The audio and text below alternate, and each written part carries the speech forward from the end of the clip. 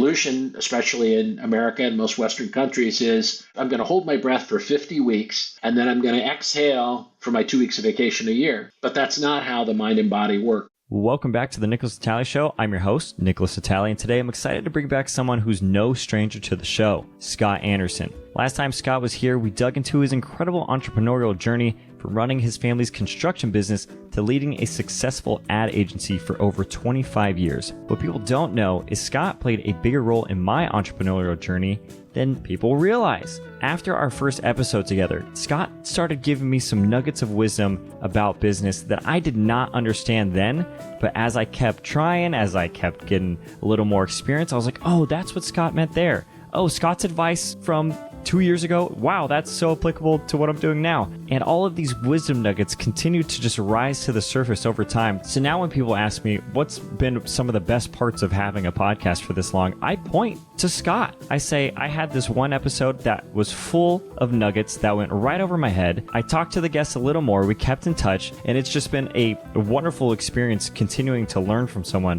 who has so much knowledge on how to play the game. Scott's one of the best there is. I'm excited for you to listen to what we talk about today, which is going to be burnout, business, and why playing big is extremely important. But before we get started, let's kick things off like we do with a little riddle to keep things spicy. Here it is. The more of this there is, the less you see. What is it? While you're mulling that over, let's dive into today's conversation with Scott Anderson.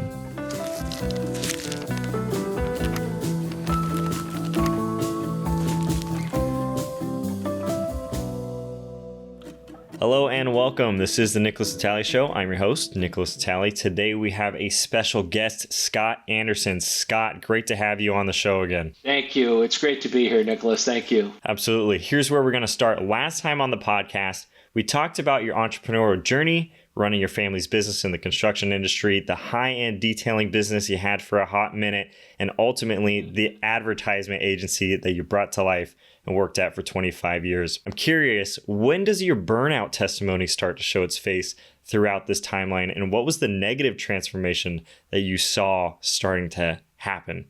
That's a great question. I was about 10 years into the advertising agency when I got my first coach, actually.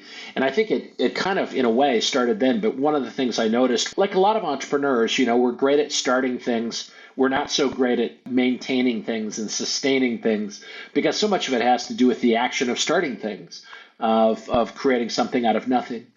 That's the juice for a lot of us. And so about 10 years into the advertising agency, and first, advertising agencies are really hard business to be in on a good day. But about 10 years into that, I noticed that we were doing fine, making money, dodged a lot of bullets, very fortunate. My interest in it started to wane. And it was at about that point that I hired my first coach. This is about 15 years ago. I didn't even know really what a coach was, but somebody thought I should get one. And I hired somebody pretty much sight unseen for huge money. And I was just incredibly lucky to have stumbled into a guy who's just incredibly talented, gifted coach. And his name is Kevin Ross, by the way. If you ever check him out, Reverend Kevin Ross or Rev Kev.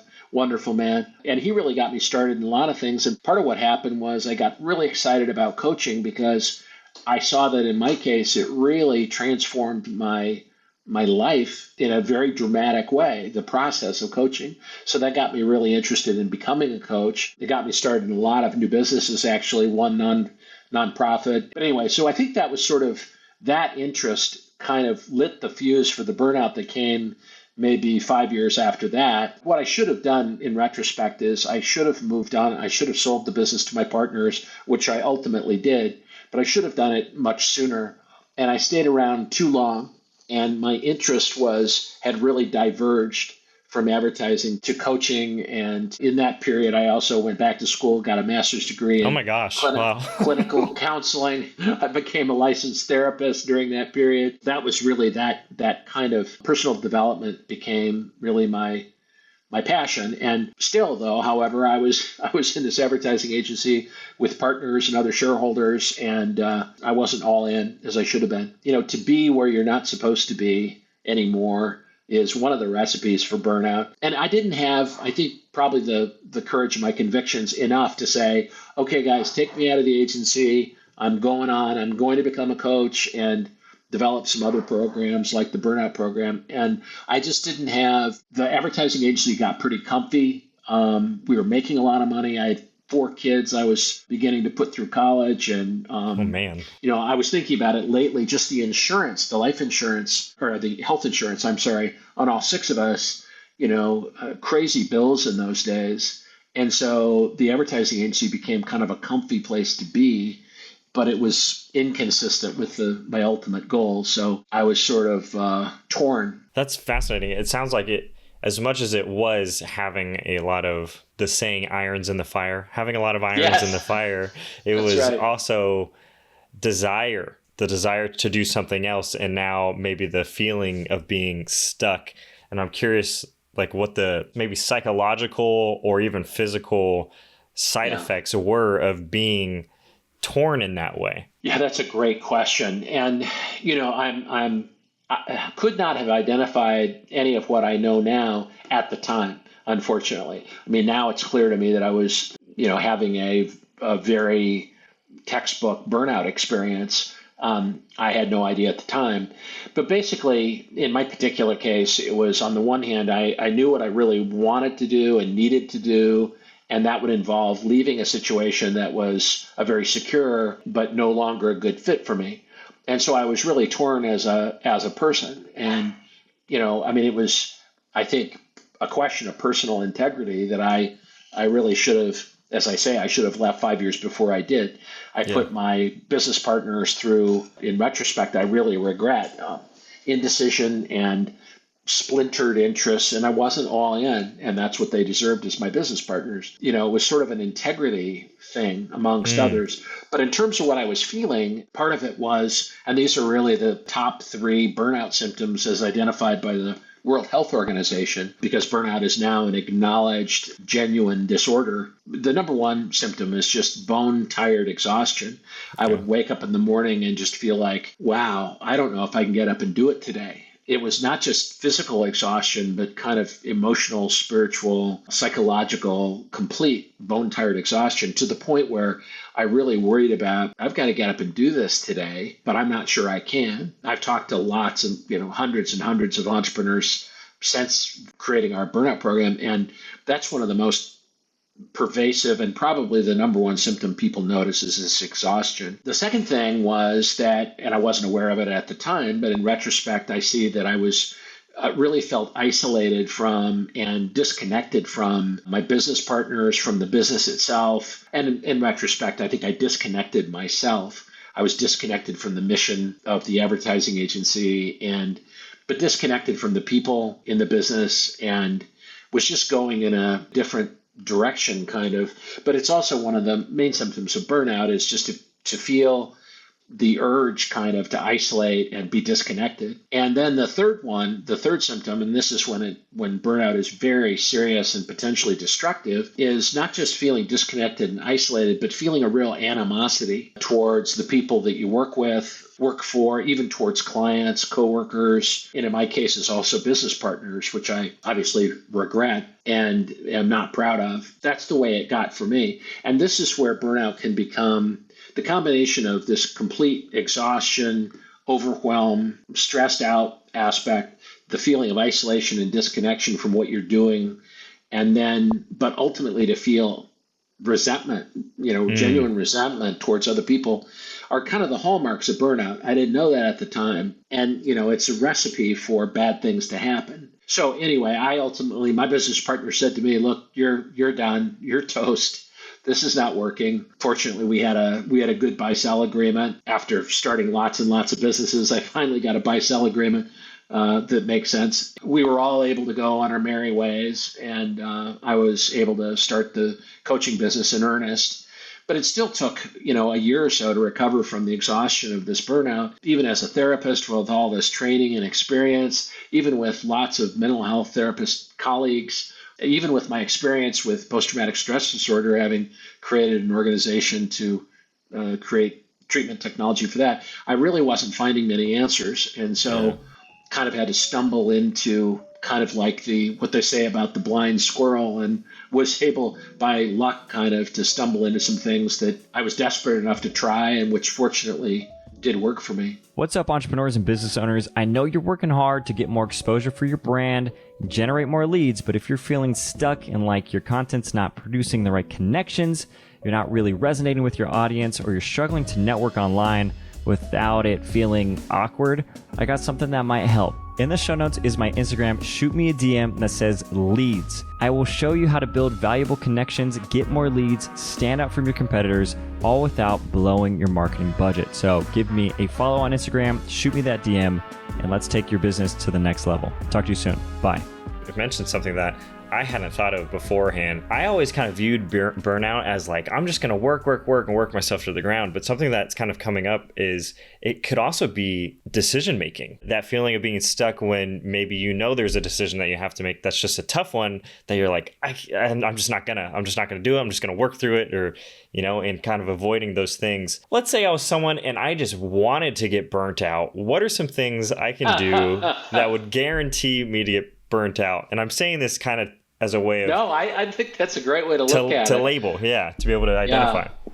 Well, there is an aspect. I mean, one of the things I found now, having worked with hundreds of burned out entrepreneurs, one of the things that seems to be true with entrepreneurs and high performance executives, people who are high achievement people, is that one of the things that you can do is to just sort of be ultra responsible. So if you want burnout, be an ultra responsible person. Yeah. And by that, I mean that you're the kind of person that people will, and I can't say this necessarily about myself, but I found this to be the case, the kind of person that people give hard jobs to, the kind of person that has a reputation for always getting hard shit done, and the kind of person that will always say yes. So this is the other thing. If you want to be burned out, also have no boundaries. Just kind of keep taking on more and more and more and more without saying no. The third thing that I do if I really wanted to be burned out is to be a perfectionist about all of the above. If you're ultra responsible, you never say no, you have no boundaries, and you're a perfectionist, then that'll kill you.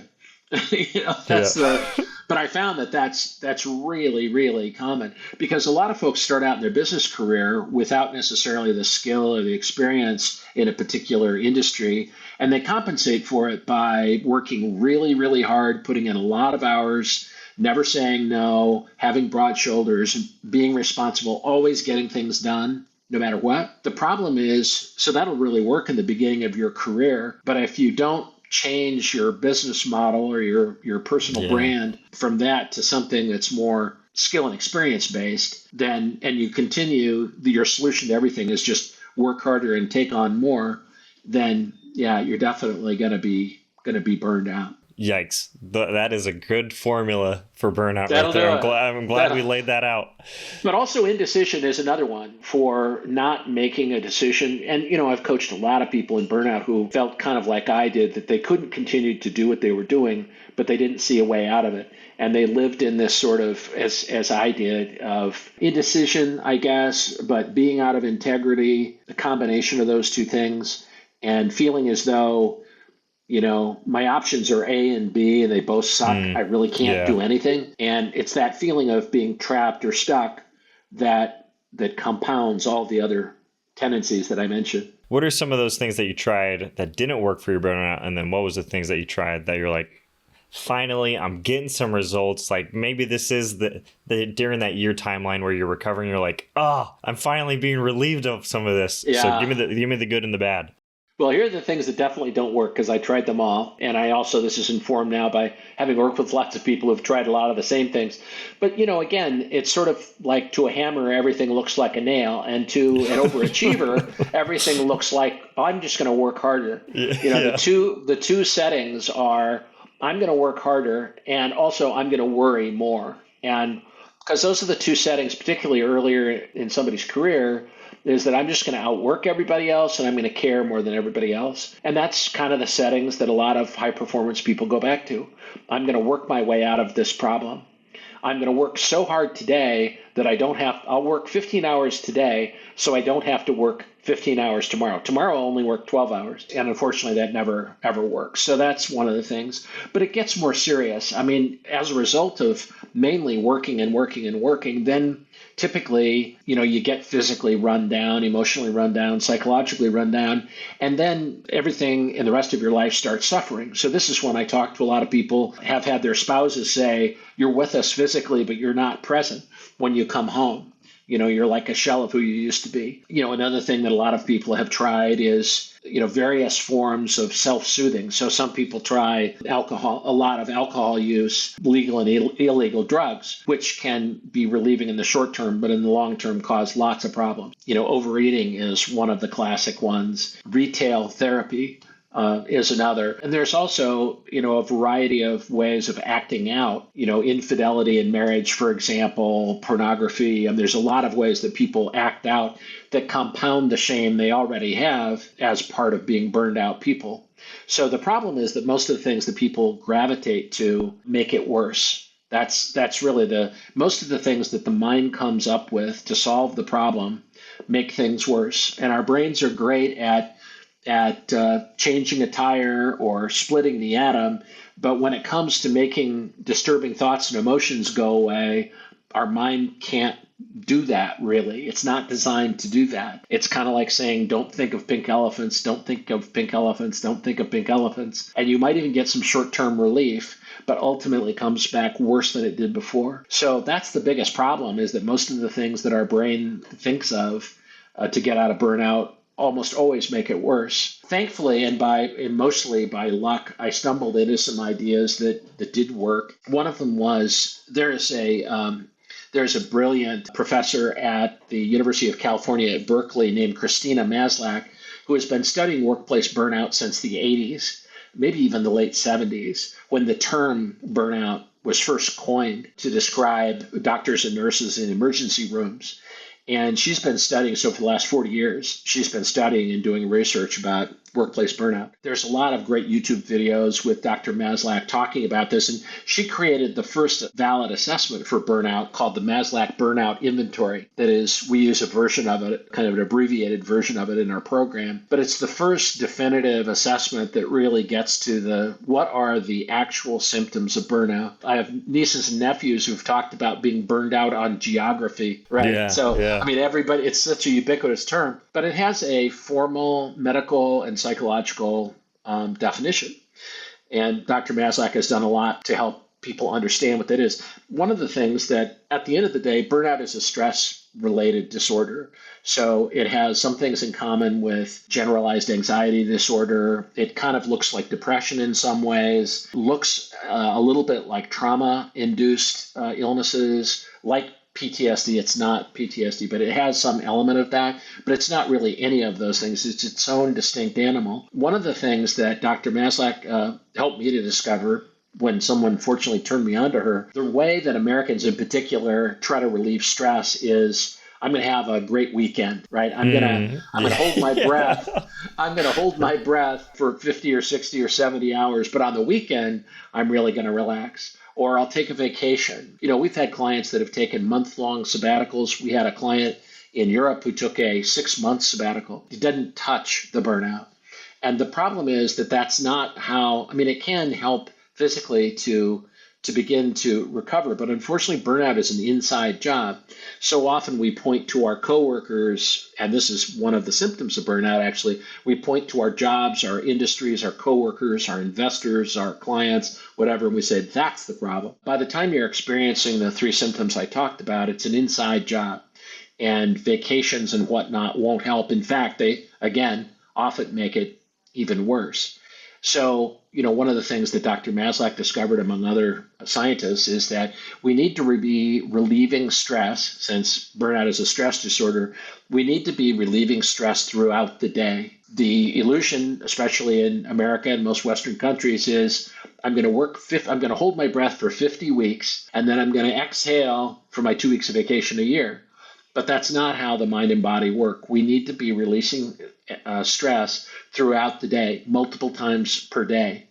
I like the metaphor of an Olympic athlete who understands that that they need to train hard, but just as important as the training schedule is the recovery schedule. So if I'm training for a marathon, for example, I know that I'm creating micro tears in my muscles that will develop into muscle over time, but only if there is sufficient recovery periods. And it's very much like that psychologically with burnout, that unless we have multiple recovery periods throughout the day to completely drop stress, to drop it 100%, that's one of the key principles of burnout, it's going to accumulate and accumulate. And accumulated stress over time results in burnout. One of the things I stumbled into were various techniques that only took 5 or 10 seconds, but that allowed me to drop all the stress I was feeling multiple times a day, 5 or 10 times a day, sometimes even more. And when I started doing that, and there's a specific kind of a method for doing that, once I started doing that, I started to feel a little bit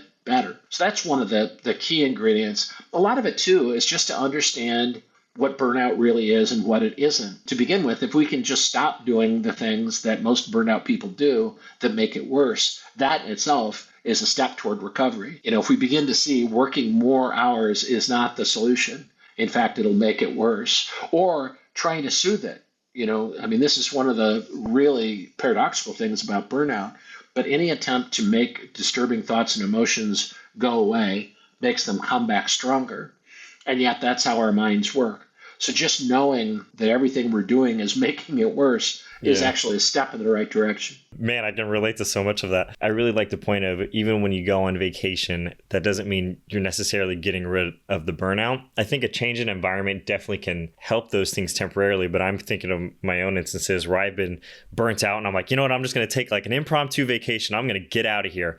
And I get out of here for, 15, 16 days. And then I come right back and I'm back in the same environment and nothing about me has changed. So all of the same stress just returns immediately. So I think that's really fascinating. But I want to touch on too, if we're going throughout our days and there's a way for us to drop 100% of our stress, in these moments. And I think also what we're getting at is returning to the present and kind of like being able to clear our minds in a way. What is the technique to be able to do that throughout the day and kind of recapture our own consciousness and drop all of the worries and kind of built up tension inside of us? This sounds very simple, and in a way it really is, right? And it only takes 5 or 10 seconds multiple times a day. The main thing is when you notice that you're stressed, to drop it. Now that sounds easy. Wow, yeah. The problem is, especially for overachiever, ambitious type A people, is that a lot of us feel I can't drop the tension, because if I drop the tension, I'm basically putting a hole in my gas tank. The anxiety is the fuel that drives me. Even after we know what we need to do, it can still cause a lot of problems. And even after I got the definitive research-based information from Dr. Maslach, it was still very hard to implement, even though the instructions were very simple. I found, unfortunately, sometimes it takes some suffering before we're willing to try these things. There's a great story years ago. I'll come up with the guy's name. It's one of the guys from the book and the movie, The Right Stuff, one of the pilots from The Right Stuff. For years and years in the U.S. Air Force, fighter planes would get into tailspins. And when you're in a tailspin, the instinctive reaction is to pull back on the joystick to try to pull the nose out of the tailspin. Gosh, what was the name of this pilot? He was famous. It'll come to me anyway. One day he decided, well, I'm going to die anyway, so I'm just going to push the joystick forward. Oh, wow. And he discovered that's how you come out of tailspin. And and by total mistake, or by actually kind of a fatalistic, here I go anyway. But that's how you come out of tailspins. There's some other things you do with the ailerons or whatever. I'm not a pilot, but that's one of the things that you do. But it's about as counterintuitive as it can possibly be. And so for years and years thereafter, he was teaching pilots how to come out of tailspins. And you would have thought that the death by tailspin number would have gone down, but it didn't. Because when you're in that moment of truth, pushing the joystick forward seems like a bad idea. It may be technically correct. And it's like that with recovery from burnout. I found that actually suffering is actually useful in this, and to this extent. With respect to the techniques, one of the things, if people want to join our Facebook group called Beyond Burnout, they'll get lots and lots of these techniques of how specifically to do these relaxation techniques. They are simple. What's difficult is that most of us are kind of obsessed with being anxious because we think that's the edge we need to perform at a high level. That isn't true. There's mountains of research to show that. But part of it is just to kind of accept the fact, no, you really need these recovery periods. So one technique I'll share, and you've probably heard of, is called the Pomodoro method. This was created by, it happens, an Italian engineer. Nice. Who was studying for engineering school, right? All kinds of Italian geniuses who create things. But anyway, he was studying to be an engineer, and he found that his attention span wasn't very good. In Italy, and I guess the United States, there are these little plastic red tomatoes that are timers, pasta timers, and you twist them in half and set the time. And he would set this Pomodoro, which is Italian for tomato. He would set this timer for 25 minutes, and he would just work like hell for 25 minutes studying his engineering. When the bell went off, then he would take 5-minute break, an intentional 5-minute break, and he would completely relax. He would walk away from his desk, walk outside, whatever it was, but we would try to completely clear his head. Then after the 5-minute break, you'd hit the Pomodoro timer again for another 25 minutes. This is one of the ways that we promote in our program of taking regular breaks. And it can feel counterintuitive, and it can also feel kind of countercultural, especially if you're working in an office environment. Yeah. But even if you're not, for a type A person, it can feel bad somehow. It can feel like I'm letting essential time slip through my fingers. It's very much like pushing the joystick forward to get out of tailspin. It's a counterintuitive, but it is the way out. And again, if you want to go to our Facebook group, Beyond Burnout, there's lots and lots and lots of these techniques. They're very, very simple. What it requires is just a little bit of desperation. But this is the answer, is that if we can, it's a whole system of answers, but one of the main ones is that we have to completely drop the stress we're feeling multiple times a day. And completely drop it is the key, according to all of the research, especially Dr. Maslach's research, is that we have to completely drop the tension. We have to completely let it go. And that's something that takes some practice and some coaching sometimes, but that really is a lot of the answer. I am guilty of working through the 25-minute time. I'll set timers and I'll be like, no, I'm feeling good, I'm gonna keep going, and then it's like, X amount of time goes by and I'm like, oh geez, what am I doing, running myself into the ground here.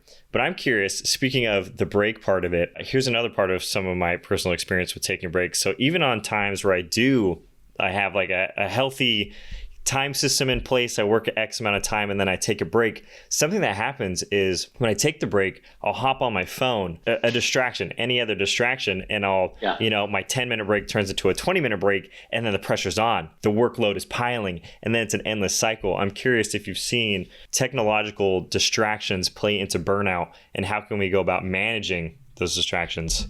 Absolutely. Well, what I found is technology generally, but the phone in particular, it's not our friend, at least when it comes to burnout. Because what most of us, or a lot of us overachievers tend to do is when we take a break is to take our phone. And you'll see this especially around office buildings, is that sometimes you'll still see people, they're not smoking, but they're walking around with their phones, right? And unfortunately, that won't help burnout. Because what it's doing is keeping your mind at this revved up state. And this is maybe the root problem with burnout, is that there's an addiction to the adrenaline, to the cortisol, to all of the brain chemistry. And this is the thing. Sometimes people say, oh, I don't take drugs, but you do. You create a whole stew of chemicals in your mind and have done since you were a little kid. And it's a combination of dopamine and cortisol and adrenaline and all the different serotonin, norepinephrine, et cetera. We create, we're not conscious of it, but we're like little chemists creating this chemical stew in our heads. And it's addictive. It really is. And one of the reasons why it's hard to put down the phone, kind of like a manic state in manic depression, but it feels kind of a high in a way. And the fear is if I come down from this high, I can't do work. It isn't true, but it feels very true. So the phone is not your friend. Actually, a coach friend of mine, James Schramko, one of the things that he preaches that we should all do every year is turn off all the alarms and alerts on our phones and our laptops and et cetera, our watches now. Turn them all off. Because what happens is by various publishers in their sneakiness have gotten us to turn on alarms for here's something from the Wall Street Journal. Here's something from, right? The important thing, especially during that 5-minute break, is to leave your phone alone. Don't check email. Don't check your texts. You've got to completely let it go. Or if you feel like you really do have to check those things, check them, but you still need 5 minutes without it. Or at least, frankly, we've got methods that only take 30 seconds to do. So it's not like you can't check your phone, but at some point you really do have to let go of that tether because it's part of the problem. It's part of the addictive nature of burnout. Yeah, 100% agree. Because it's like, I'll take a break. And then I'm like, my break is now I'm replying to emails.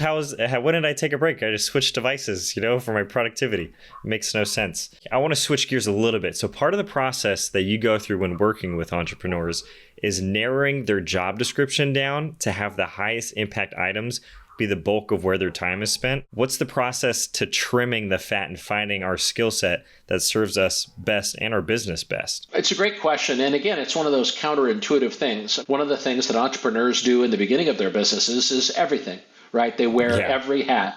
And that's necessary for a while, but it doesn't scale. And it's the reason when I'm working with clients so often I find that they want to work with me or with some coach because their businesses have plateaued. And the reason their businesses have plateaued is because they have not yet outgrown doing everything or doing most of the things themselves. And this can obviously lead to burnout.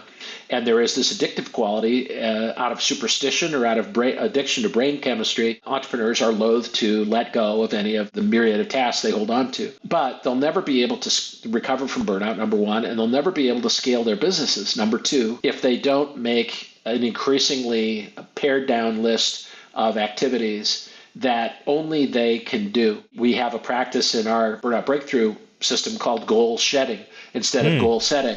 Wow. Because most of the entrepreneurs I work with start the year with 25 unmet goals from the previous year. Yeah. Yep. And now we're going to add 10 more things to that list. We have to. Because we can't leave anything off because it might get done. But when we're honest with ourselves and we look at the list, we say, shit, I didn't get anything done, really. So we need to be kind of more realistic. One of my business partners in my advertising agency, very, very smart guy named Mark Hughes, used to say, are we going to dig a bunch of shallow holes that all lead nowhere? Or are we going to dig a couple of deep holes that really are meaningful and that go someplace? Because I would end up at the end of the year with my 25 unmet goals and all these shallow holes. And in fact, we take our burnout students through a process called goal shedding. And the idea here is to identify the three, and it'll seem like a shockingly or terrifyingly small number, but the three things that really only you can do. Maybe it's 5 things at the outside, but 3 to 5 things that only you can do, which are also mission critical for your business. The things that will move the needle farthest and fastest for your company. Because the problem with most entrepreneurs is that this is another James Schramko principle of effective hourly rate. If we divide our income by the number of hours we work, hopefully we're making $100 an hour. Now, hopefully we have an effective hourly rate of at least $100 an hour. So it's silly for us to do anything that someone else could do for $20 an hour. Makes no sense. One of the goal shedding techniques we take our entrepreneurs through is to look at the things that could be done by other people better, faster, and cheaper, and to get that off your plate as fast as you can. Because typically there are only a couple of things that rise to the effective hourly rate of, let's say, $100 an hour or $200 an hour, things that only you can do and only you should do. And ideally, these things are also line up with your passions and your super skills, your superpowers. Hopefully that keeps you in a genius zone. That's the only way to break through the plateau that a lot of entrepreneurs reach, for one thing. If they continue to try to do everything or most things, then they're going to stay plateaued. And also that plateau leads to burnout. So this goal shedding has 2 benefits. One of them is breaking through the plateau and scaling the business to where they want it to be anyway, but also putting the founder owner in a position where they can do the things that really light them up and shed the things that other people can do better, faster, and cheaper. Yeah, and I think that plays into culture too, because if your owner, founder is doing the things that light them on fire and propel people forward, I think the workforce is also going to take that on too.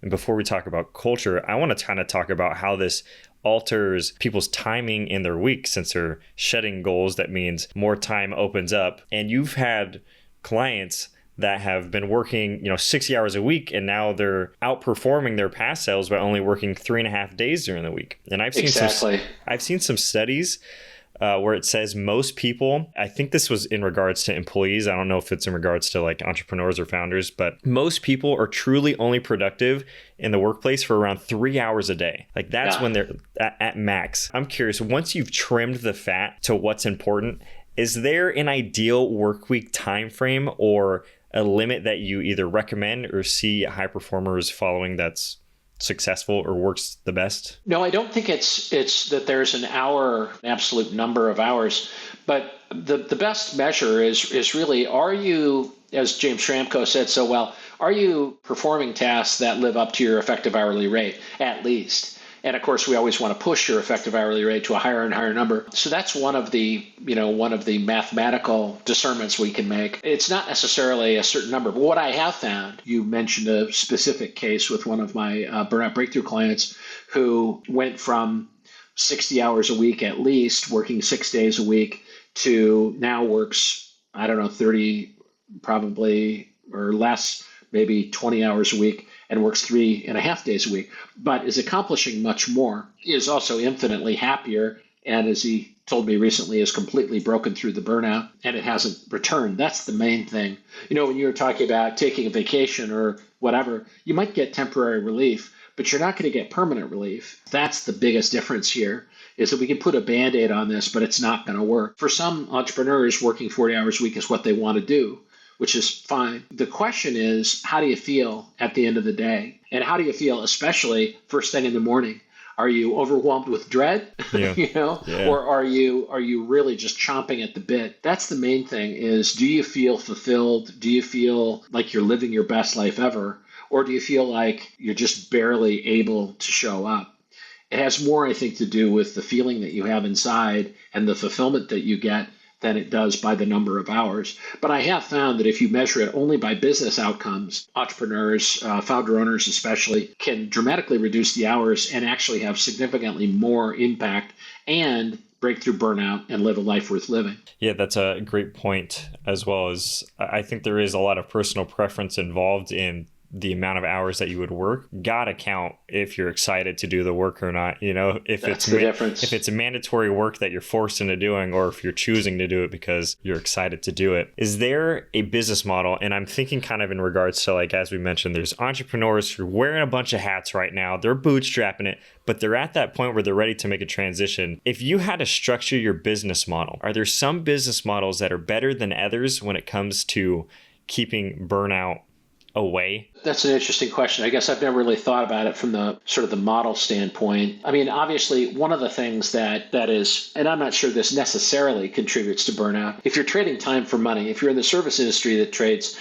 time for money, it's very difficult to find much scale in any of that. Therefore, it can be more difficult to try to break through to a higher effective hourly rate for the owner and to scale so this is why in a lot of service businesses, some of the lower level tasks are either automated or outsourced. In fee-for-service business, time-for-money businesses, that's really all the scale that there is. And this is often the case with advertising agencies. And it's one of the reasons why some advertising agencies have gone to recurring revenue models that are automated, and web hosting, those agencies, for example, that are somewhat scaled and automated. One of the inherent problems in service businesses, though, is that there just isn't too much scale versus a manufacturing business or anything that has sort of the attributes of a manufacturing business or a software business, where you build the platform once, software as service in particular, where you build the platform once and maintain it, but sell it multiple times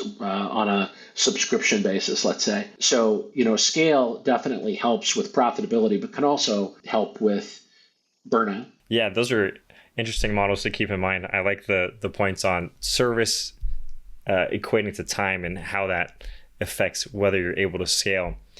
I have something for you on hiring. So oftentimes entrepreneurs are caught a little bit flat-footed when it comes to hiring, and they end up hiring based on their intuition, and bad hires end up causing toxic work environments, a lack of trust, and that lack of trust can ultimately lead to unfair workloads or micromanagement. And one of my favorite things that I've heard you say, and I'm going to paraphrase it a little bit, you trust them enough to pay them thousands of dollars, but not enough to do the job. Not trusting people is an expensive road to ruin.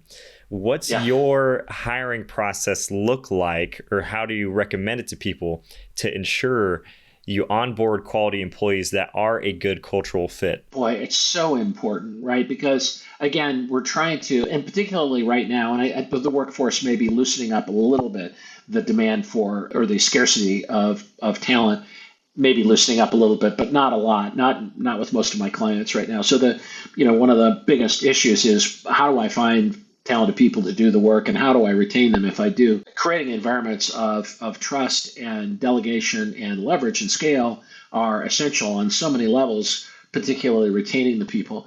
The problem most entrepreneurs have, and I certainly had this, I think most business owners have it, is that we have a bias, a built-in bias when we interview people. And Yeah. we tend to hire people we like because we think, well, they'll be easy to work with, or we just like them and we're going to have to be around them. So we want to hire people we like. The problem that I found was that people I like aren't necessarily the best performers. And in fact, in my particular case, we didn't need anybody else like me. Yeah. One Scott was more than enough. This is what we tend to do. Interview bias is very well documented. And so, what a lot of my clients are doing now, and it's been going on for a while, but there are fortunately some very good assessment tools that allow the employer to have concrete data for making hiring decisions. I have a number of my clients now. We use Predictive Index, which is kind of the granddaddy of all of the performance projection tools. And I like it the best because they've done more of this than anybody else. They've done more correlative studies and more statistically accurate than others. But basically what it does is allow us to know with some certainty based on the assessment how people will actually show up in the job. And what I found is a lot of times there are people that you don't like that much, let's say, or you wouldn't invite them over for Thanksgiving, who are excellent in their roles. And unfortunately, those people may not interview well. You may not sync with them. You may not jive with them when you're interviewing them. They get excluded from the hiring process, whereas they could be exactly the right person for the job. One of the things I like about this is that it really promotes a more equitable hiring environment. But for the employer, it means that you don't unintentionally exclude people that really would rock it for your business simply because they're not your type of person. So I've got a number of clients now that use Predictive Index and other performance projection assessments before interviewing anybody. And they mainly interview them just to make sure they don't have three heads. And, I've had a lot of people kind of roll the dice and think, oh my God, I hope this person works out, because when I interviewed them, they were grumpy and they answered with one-word answers. And how is this possibly going to work? But if you can really design the assessment tool correctly to what the job really requires on a day-to-day basis, and you work with something that has the statistical projectability of something like Predictive Index, then your chances of succeeding go up a lot, and your confidence in hiring goes up a lot. And there are, I have some clients who don't do interviews at all, except just kind of to reassure the person who's getting the job. They hire almost entirely against assessments. And what they found is that the success that they've had in the performance of those people and in retaining those people over time goes up a lot. If you're going to hire someone based on whatever criteria, it's crazy if you don't trust them, or if you trust them enough to pay them a lot of money, but you don't have enough trust for them to do the job, you shouldn't hire them. Yeah. It just doesn't make money sense. It doesn't make business sense, and it doesn't make anybody feel good to keep paying somebody when you don't think they're capable. Nobody's winning in that situation. No, exactly. Yeah, better to fire them than to keep them but mistrust them. That nobody wins. Exactly right. They can't grow, and the business can't grow either. Being an entrepreneur, it requires having deep faith in each day we either act out of fear or faith. What faith do you hold onto that is larger than yourself, and how has that served you when things are not going as planned? That's the key question in life, not just in business, but especially over the last couple of years with COVID and monkeypox and the entire catastrophe. How do we keep going? And one of my chief mentors, that's his mantra. Are you going to live out of fear today or live out of faith? That you need to make a decision. For it to be conscious and intentional is really important. But I know from years being burned out and not just suffering myself, but causing other people to suffer, that living out of fear is no way to live, and certainly no way to run a business. The main faith, I think, is that, it's really all about service. Who are we serving? And are we serving them in an excellent way? Whatever your business happens to be. Are you serving them exceptionally well? One of my clients that's in the commercial janitorial business, I guess their key core value is to exceptionally serve each other and their clients, to serve them exceptionally well. And to me, that's such a clarifying principle, to get out of our own way, to get out of our heads, stop thinking about ourselves basically, and to focus on whether or not we're serving our employees exceptionally well, suffering our shareholders or investors exceptionally well, serving our customers and our industries exceptionally well. Really to get lost in that idea of service versus being in fear, which is not only corrosive and leads to burnout and lots of other suffering, but also just doesn't help anybody. And I think it also plays into, and I believe you're a big proponent of this as well, is playing big, not letting the limiting beliefs we may hold on to weigh us down, but having faith that there is something greater.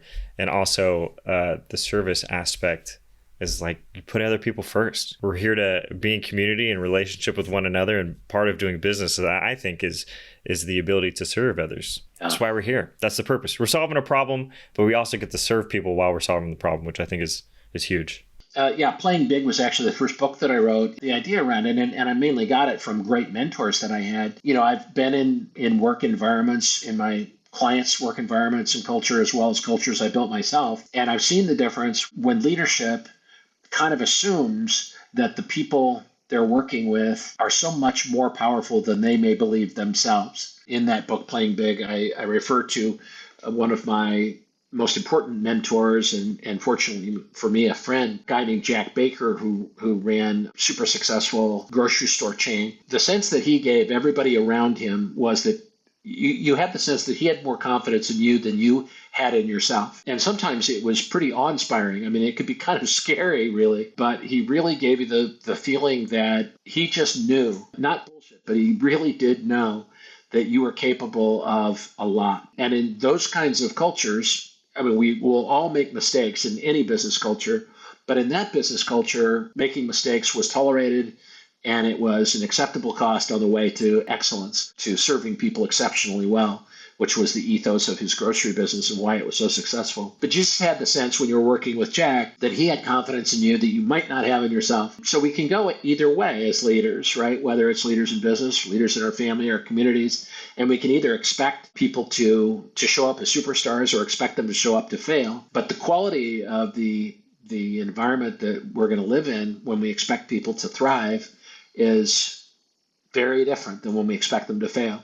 That's for certain. Scott, we are rapidly approaching the final question of the podcast. Okay. We're almost there. We're almost making it. But before we do, I want to acknowledge you for all that you're doing. Your ability to connect with people and help them work through their burnout, but also like the feelings of being stuck, the limiting beliefs, the indecision, all of the symptoms that come along with burnout, and helping people be transformed to having permanent results, or how willing you are to serve others in a way that takes real connection. I think that's amazing too. Plus, I respect the heck out of you. I respect you as a businessman, as a person. So thanks for all that you're doing. Oh, my pleasure. And, let's face it, Nick, I have back at you. I mean, I have tremendous respect. We've known each other for a while now, and I have tremendous respect for what you're doing in your businesses, and particularly in this podcast. This is really important, the work that you're doing. Appreciate that. The final question of the podcast is, what does it mean to live a fulfilling life?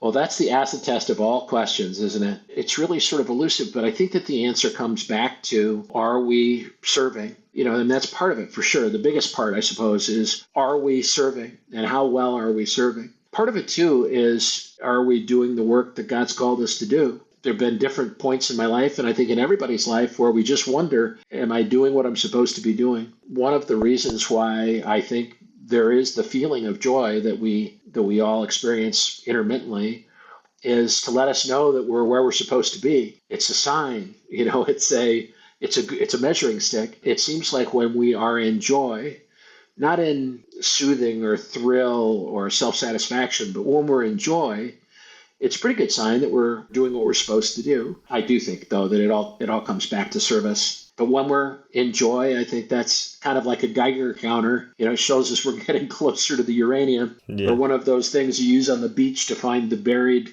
gold watch. When it starts to tick with joy, then we're probably on target. That is a good indication. Scott, where can people connect with you? Where can they find you on the internet? Where can they get more of your program? Where's the best place? Thanks. The best place, and in fact, we've created a link to help your listeners find us, is burnoutbreakthrough.com/Nickolas, which is Nickolas. Burnoutbreakthrough.com/Nickolas with a K. You have to put in HTTPS. But burnoutbreakthrough.com/Nickolas. That would be a good way. You can also find us at Beyond Burnout, a Facebook group called Beyond Burnout, where we've got hundreds and hundreds of high achievers trying to break through burnout. Love it. And that link will be in the show notes. Go say hi to Scott. Scott, thanks for being on the show. My pleasure, man. Thanks very much.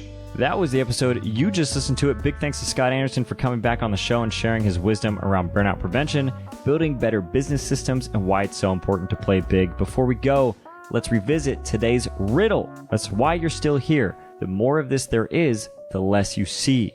What is it? Hello, darkness, my old friend. It's darkness. Because the more you see of darkness, the less you see. Pitch black. Thanks for tuning in. If you enjoyed today's episode, don't forget to leave a 5-star review, subscribe, and share it with a friend. Until next time, keep playing big and be sure to live a fulfilling life.